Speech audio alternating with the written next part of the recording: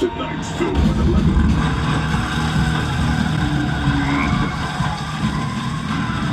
He's part man, part skeleton. Nicolas Cage is Volcano Skeleton. Possibly the worst visual effects you've ever seen. Morning, mate. You alright? What are you watching?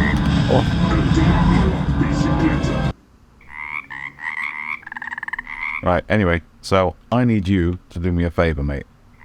Got a hospital appointment to do, but loads of other shit to do, so here's my phone. There's the Uber app. Head over to War Daddy Miniatures, get my New Year, New Army stuff. I think he's expecting you. Oh, and he specifically said, don't let Hector touch my hobnobs. Remember what happened last time? There was some hobnob-related carnage. We can't have that again, mate, alright. Right, see you later. Yeah, I'll see you at work, mate. Bye.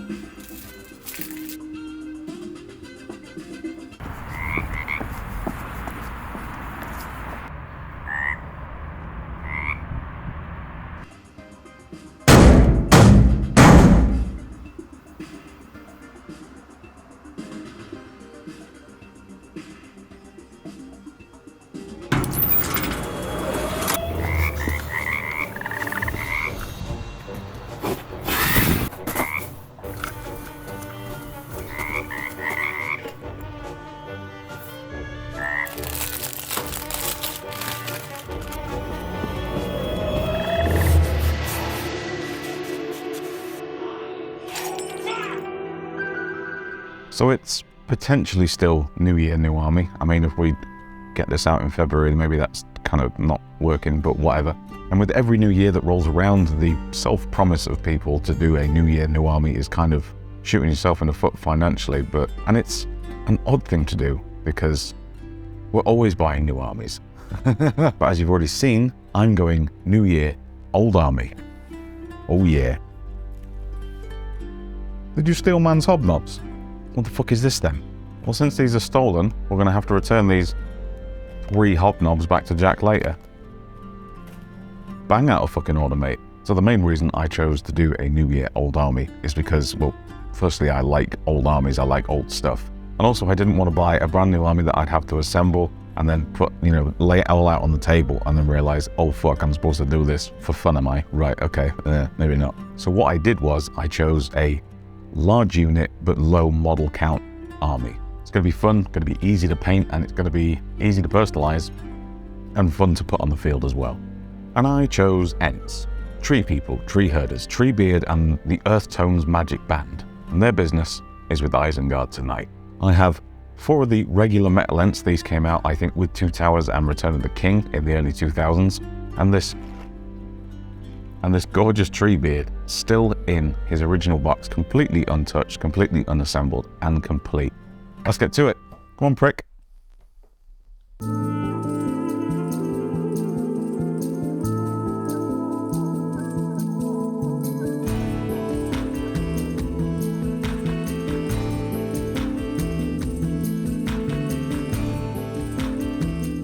So, context. Starting and building and painting a full-scale army isn't really my vibe. With my own off-camera warhammer and miniature painting, I like to focus on smaller forces, skirmish games, and usually single characters. I'm in the unfortunate position of knowing what it's like trying to batch paint before being limited by MS and after being limited by it. Batch assembly and painting is a bit of a slog for most people, I mean, a lot of people. But for myself, and I'm sure others like myself, the idea of relentlessly repeating tasks, small, fine-tuned repeating tasks at that, is a torturous proposition. So my plan for this army is a series of loose tolerance processes. minimal accuracy required and minimal stress. And each stage that I do on these guys won't ever overstay its welcome because, well, I mean, they're fucking trees, aren't they?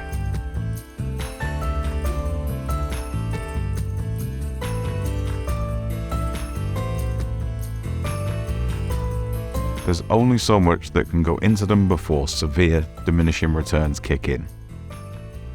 And yes, these models are the metal versions. So wherever I can, I'm pinning or using the original pegs on the limbs to make sure these aren't going to fall apart under their own weight. And to reinforce this, I'm going to be real fucking liberal with my application of milliput. Following the lines already in the model, no problem. End of the day, again, they're trees. This doesn't take much finesse or time. So, I've got the metal Ents done. I've got Treebeard done. Treebeard was lovely. Everything's ready for the next step, which leads me on to this alpacage down here. Another wonderful sponsorship care package from our friends at whalengames.co.uk. Kind of jumped the gun yesterday because I wanted to get this done. But they sent me, I don't know why I got it actually, just to have another Ent maybe as a point of reference, just to maybe get some more eyes on the product. It's the Kings of War Tree Herder. The Kings of War Not Ent Tree Herder. He's actually really nice. He needs a bigger base because he's got like a wider footprint, but generally, and he's pretty nice. He weighs virtually nothing compared to the other ones because he's like a really light, fine resin. He's definitely more, I don't know, he looks like a Final Fantasy VIII enemy, almost. I think he'll fit in once there's a paint scheme down. Pastore de Amboiles. But they also sent me a lot of other stuff I asked for, which is predominantly more of these tree armatures, which if you saw my Lord of the Rings board video, which is, again, referenced up there, you'll know how much I was surprised and I love these trees. So, yeah, I got some different ones this time, like a shag bark tree, interesting. Some TT Combat Tufts, Woodland Scenic Forest Blend, very nice. Army Painter Tufts, some cromlech mushrooms, another tree, some ornamental trees, I imagine. In fact, I don't imagine anything, I have no idea what they're meant to be, because I don't know anything about trees. Two of the big old trees, these are the ones that I actually used on my Lord of the Rings board. They were fucking phenomenal, man. I love those trees so much. I never thought I would just be sat here getting hype over using Woodland Scenics products, but that's why I was happy, and I think Whaling Games were happy to do Woodland Scenics again with me, because their stuff is going through a bit of a renaissance. And some more cromlech stuff, dark forest tree stumps. If I want to go more fairy tale with these, which I might do, I think I will pop these on the bases for a little bit of decoration. We'll see how we go. The bases are a little bit smaller than I expected, and I don't want to kind of clutter the silhouette up a bit. I want them to be tall and majestic and big and powerful, and I don't want to clutter them up at the bottom. But we'll see how we go. So yeah, that's a big old pile of fucking business, that is. So thank you, Whaling Games. I haven't even had coffee yet, fuck me. Right, let's get back to it. Let's make some tree people. What's up, guys? Tony D here, back in perpetual forward motion. And I'm here to talk to you about the Whaling Games Warehouse and Emporium. Ever feel like your wargaming battlefields could use a little bit more pizzazz? Of course you do. So just head over to whalingames.co.uk, hover over the painting and modeling section, and game system scenery. And bam, welcome to a whole new world of tabletop scenics you possibly, maybe more than likely, may not have known was available. Battle match, MDF kits, cardboard kits, battle systems, plastic, all kinds of terrain for all kinds of games and all kinds of people. Well, thank you for letting me know, Tony. No, thank you, dear potential customer, for checking out what whalingames.co.uk may have in store for you. And with a 4.9 rating on Trustpilot, you can't go wrong. Because if you can't trust a pilot, well, then you can't fly anywhere, I guess. All right, bye now.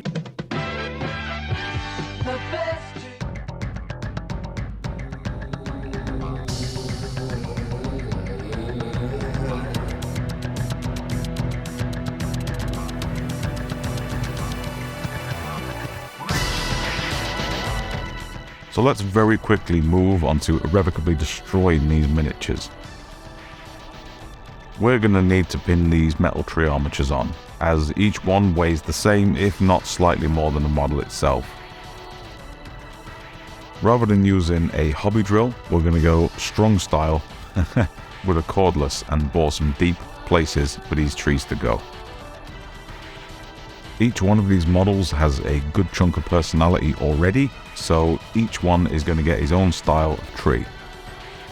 The old shag bark for one, ornamental for another, and the big old oak for the big old boy. And yeah, it's important to note at this stage, I still have no idea whether this is going to work or not. I suspect the smaller guys might be fine, but this big gormless dude, nada. In fact, I'm banking on him looking fucking awful.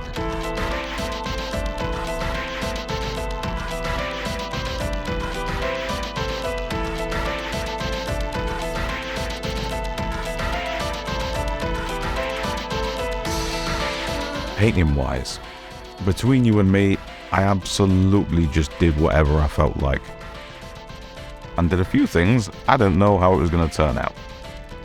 It wasn't ever going to be a massive time investment anyway, so fuck-ups could just be sprayed over and started again. No more than half an hour's work could ever be lost at any one time. Each Ent was a slightly different process too. Some of these guys were stippled with lighter browns, or overbrushed with earthy greens. Some of them were spotted with bright mossy greens, and then washed over with Umbro enamels.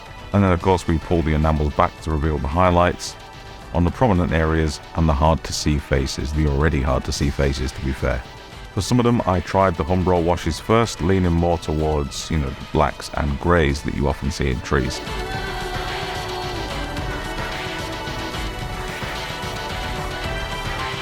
Once I'd established a nice blend of browns, greens and yellows, every Ent got a mixture of highlights, everywhere from light earthy creams to off-whites. The result is a nice, realistic, soft blended, earthy, organic tree colour, with a bunch of tabletop pop on top.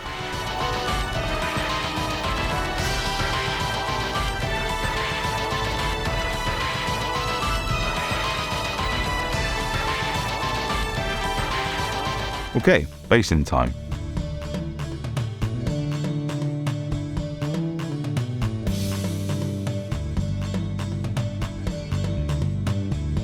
No painting here, we're going to rely on the natural colours and blends of the seasoning that we're putting down.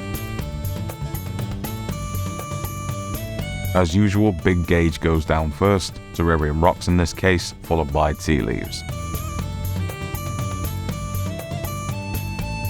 Geek Gaming Scenic's base ready forest ground cover to fill in the big space. And my favourite touch, some mixed herbs to represent dead leaves, chunks of bark, whatever.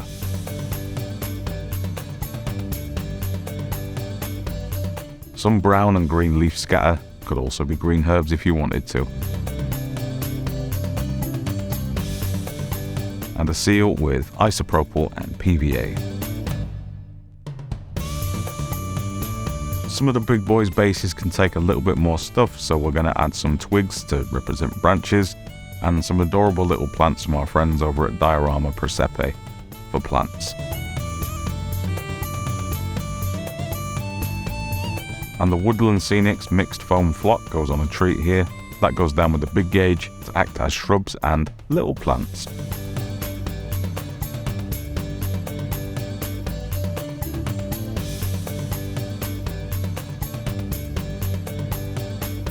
So this is definitely last day, probably last morning on these things. Last night I went home and I painted Merry and Pippin in possibly the total of about half an hour. Painted some mushrooms up as well. I'm going to pop the mushrooms on, see how I feel about them. I do want to use some of the basing stuff that I got from Wayland Games, possibly. Some of that was bad judgment on my part, thinking what would work. But I'll try the cromlech mushrooms because they're really cute and fun, and I think they fit a fangone vibe. Also, static grass to go on again if I think it works. I will try my hardest to make it work, definitely on some Probably on the big tree boy's larger base, that'll be great. Foliage mesh time, which I'm really looking forward to doing because that will help these guys finish off. I did debate doing some autumnal sort of vibes with them, but unfortunately the Woodland Scenics meshes, as far as I know, only come in this kind of standard Woodland Train Scenics green.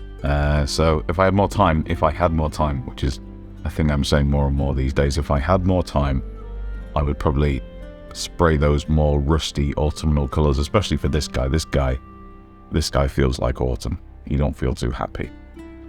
Yeah, I think that's all there is left to do on this. In the Merriam puppet I did in half an hour with some contrast paint and a bit of focus on the face. Yeah, those are good enough to sit on top of Treebeard. Yeah, I think that'll finish that quite nicely. Some of the bases are a bit much. Potentially, we'll see how they are with the trim and some finishing touches. There's a lot of colour going on there, but we'll see how we feel. Right. Cracking on time. Home stretch.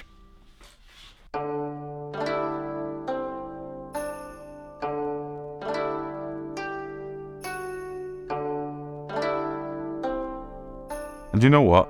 Fuck it. Tufts and mushrooms going on. These guys are going to be ridiculous anyway, so we might as well have as much fun as we can before they're finished.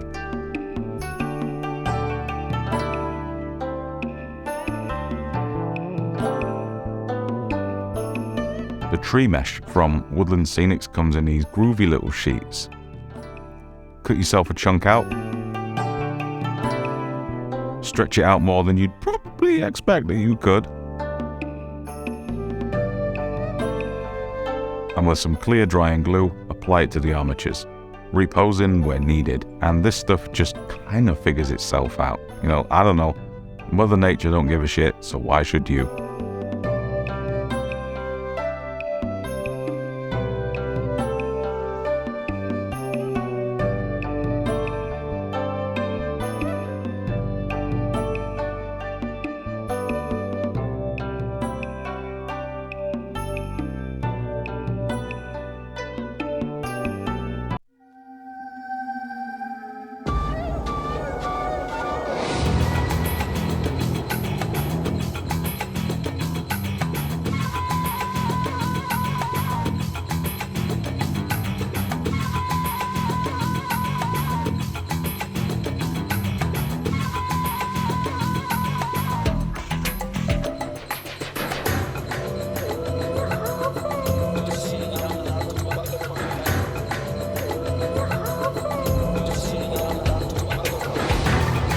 And here we do have it, a low effort, brand new army using old models. A unique, one-of-a-kind force to field in my games of Middle-earth Strategic Operations Battle Simulator. And before you let me know how impractical these are to take anywhere, thank you, but I don't care. Big love, as always, to my Patreon community who at this point seem to be cracking on with their 2023 hobby bingo. Happy days.